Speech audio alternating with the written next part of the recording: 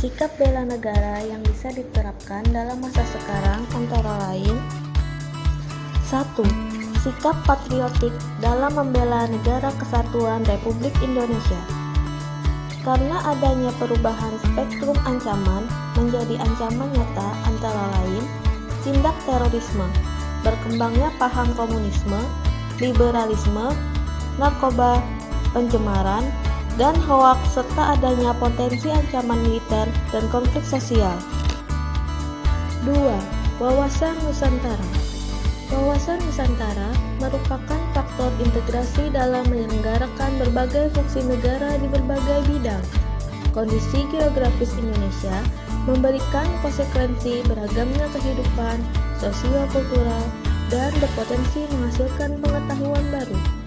Pengetahuan ini menghasilkan kearifan lokal yang merupakan hasil dari pengalaman masyarakat yang terkristalisasi dalam nilai-nilai dan pengetahuan yang berguna bagi pembangunan nasional.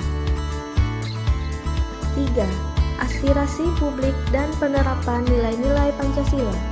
Dalam penerapan nilai-nilai Pancasila, terdapat aspirasi publik yang merupakan harapan, keinginan, atau kebutuhan masyarakat akan barang, jasa, dan pelayanan dipenuhi pemerintah guna mencapai kesejahteraan.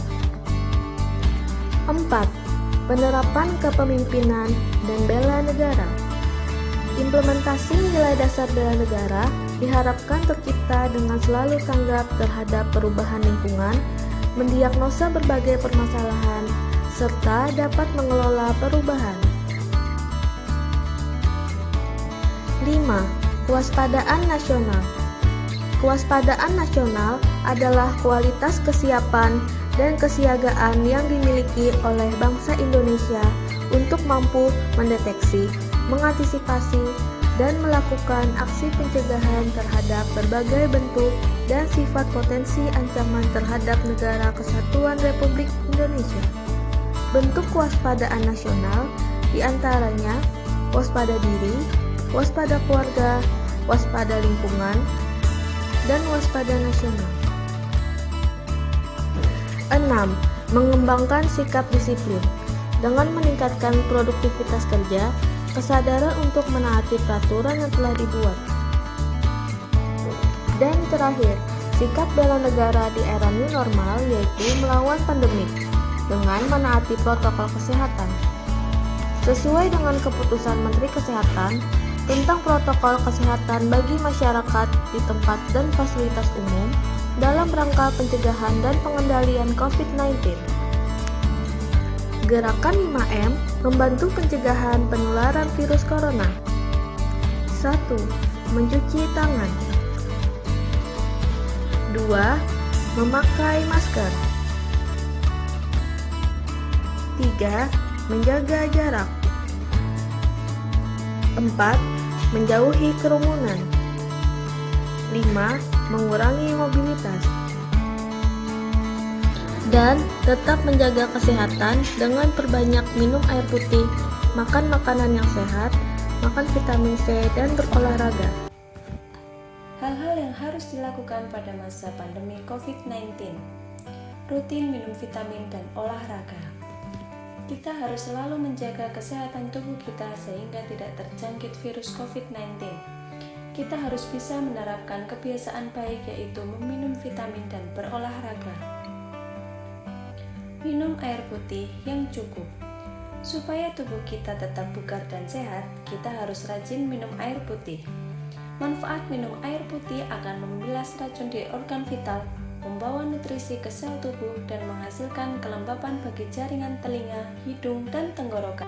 Menjaga kebersihan. Kita harus bisa menjaga kebersihan diri maupun lingkungan sehingga tidak terjangkit virus COVID-19 dan penyakit apapun. Kita harus selalu rajin mencuci tangan dan mandi ketika ingin keluar maupun setelah keluar dari rumah. Menggunakan 2 lapis masker.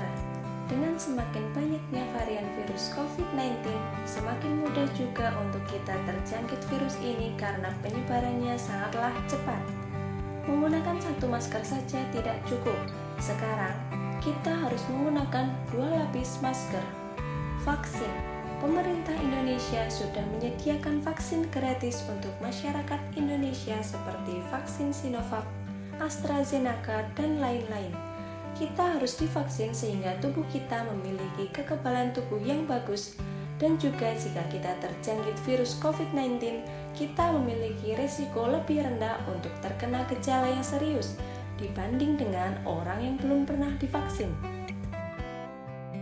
Penerapan new normal dalam pelayanan pertanahan di kantor pertanahan. Dalam hal ini, saya memberikan contoh simulasi tahapan ketika pemohon ingin mengajukan permohonan pelayanan pertanahan di kantor pertanahan. Yang pertama, ketika pemohon datang ke kantor pertanahan wajib menggunakan masker dan pakaian lengan panjang. Yang kedua, pemohon sebelum masuk ke ruangan loket pertanahan wajib mencuci tangan menggunakan sabun. Setelah itu, pemohon menanyakan persyaratan apa saja yang harus dilengkapi untuk mendaftarkan berkas pelayanan pertanahan. Dalam simulasi ini, pemohon ingin mendaftarkan permohonan pendaftaran tanah pertama kali untuk pensertifikatan bidang tanahnya.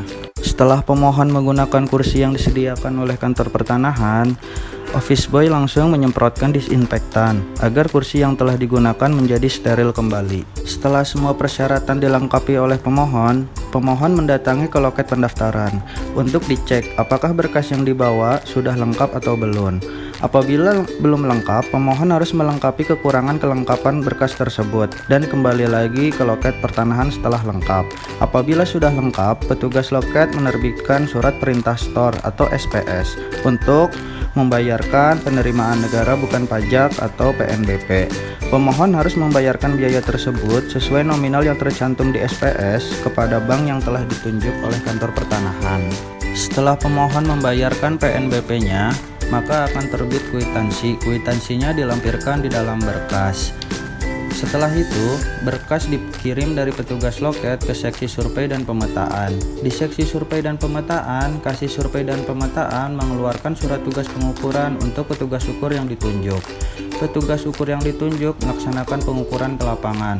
Dalam proses pengukuran, prosedur yang harus dilakukan pemohon adalah memasang tanda batas berdasarkan kesepakatan dengan tetangga batas agar asas kontradiktur delimitasi terpenuhi. Karena pada saat ini adalah penerapan new normal, maka pemohon dan petugas ukur wajib menggunakan masker dan menjaga jarak agar tidak terjadinya kerumunan. Penerapan new normal dalam pelayanan pertanahan dengan cara melaksanakan protokol kesehatan selama beraktivitas di kantor. Menggunakan masker. Penggunaan masker wajib dilakukan dengan benar, yakni dengan cara menutupi hidung dan mulut.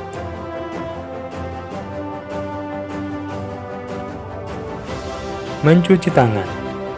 Di masa pandemi ini, sangat disarankan untuk mencuci tangan setelah berpergian dari luar, menerima barang dari luar, atau setelah berjabat tangan dengan orang lain. Menggunakan hand sanitizer. Cara yang paling ampuh untuk menjaga kebersihan telapak tangan adalah dengan menggunakan hand sanitizer. Dengan memastikan selalu membawa cairan pembersih kuman dan bakteri tersebut, kamu dapat mencegah terjadinya kontaminasi coronavirus. Menjaga jarak.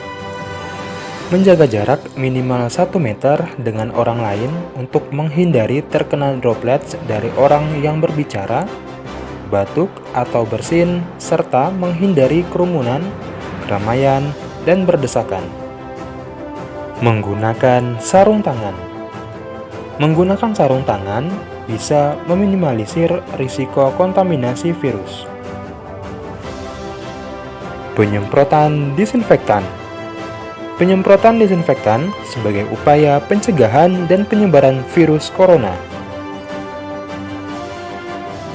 Melakukan vaksinasi. Vaksinasi bertujuan untuk memberikan kekebalan spesifik terhadap suatu penyakit tertentu, sehingga jika suatu saat terpapar penyakit tersebut, maka hanya akan mengalami gejala yang ringan. Pemberian vaksin ini merupakan solusi yang dianggap paling tepat untuk mengurangi dan memutus rantai penularan COVID-19. Melakukan olahraga. Cara meningkatkan daya tahan tubuh pada saat pandemi COVID-19 adalah dengan cara melakukan olahraga secara rutin. Dengan menerapkan protokol kesehatan pada pelayanan pertanahan di era new normal, berarti kita sebagai warga negara Indonesia telah berkontribusi dalam kegiatan bela negara. Situasi pandemi memang membatasi ruang gerak kita. Namun, dengan semangat bela negara, kami akan tetap berusaha untuk berinovasi memberikan pelayanan pertanahan yang prima.